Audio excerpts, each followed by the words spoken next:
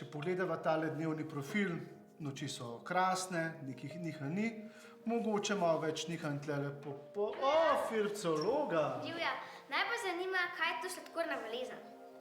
No, prav, da ste prišla, zdaj smo v ambulanti, ki se ukvarjamo s sladkorno boleznijo. Jaz sem Klemen, sem zdravnik, ki se ukvarja s sladkorno boleznijo.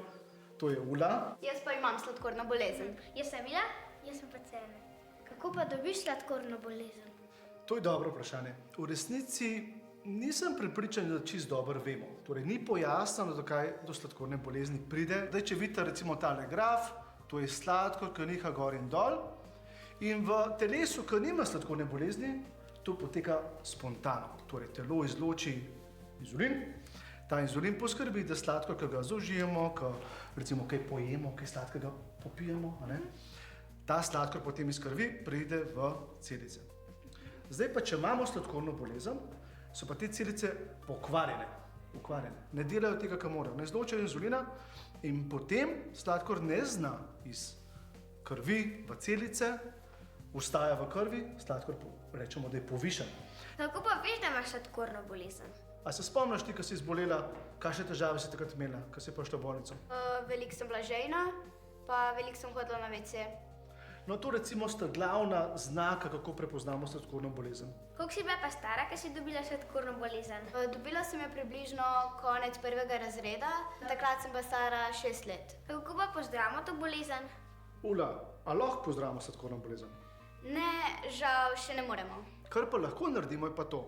Vse težave, ki jih povzroča visok sladkor, odpravimo tako, da sladkor poravnamo, da ga v bistvu neprekinjeno 24 ur poskušamo natančno uravnavati, da je v takem območju, kakor če sladkorne bolezni ne bi imel, da odpravimo ta nihanja in to naredimo tako, da natančno odmerjamo inzulin. Torej, inzulin telo ne dela lastnega, kar pomeni, da ga moramo nadomeščati.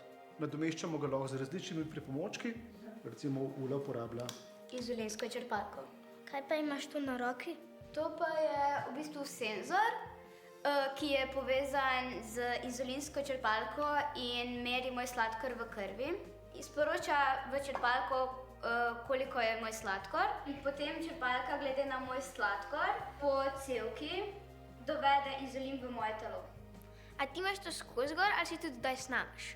Ko se na primer tuširam, si dam dol, pa ko se, ne vem, kopam v morju, bazenu, ampak si dam dol samo inzulinsko črpalko, senzorja si ne dajem dol.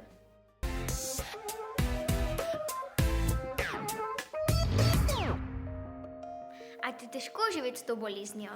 Na začetku se je bilo težko navaditi, ampak zdaj sem že čisto navajena in se mi zdi, kot da je že odvedno z mano. A ti res ne smeš jesti sladkorja? V bistvu ga lahko jem, ampak samo v določenih mejah in v sladkor, ki ga pojem, si ga moram unesti v črpalko. Ali si lahko ta sladkor v krvi tudi jaz izmerim? Ja, kar pridi sem. Lističe vstavimo v merilec, tukaj.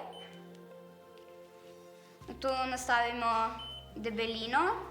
Kaj pa moram narediti? Iztegni prst, to nič ne boli. Dobro, iztisnemo kri iz prsta.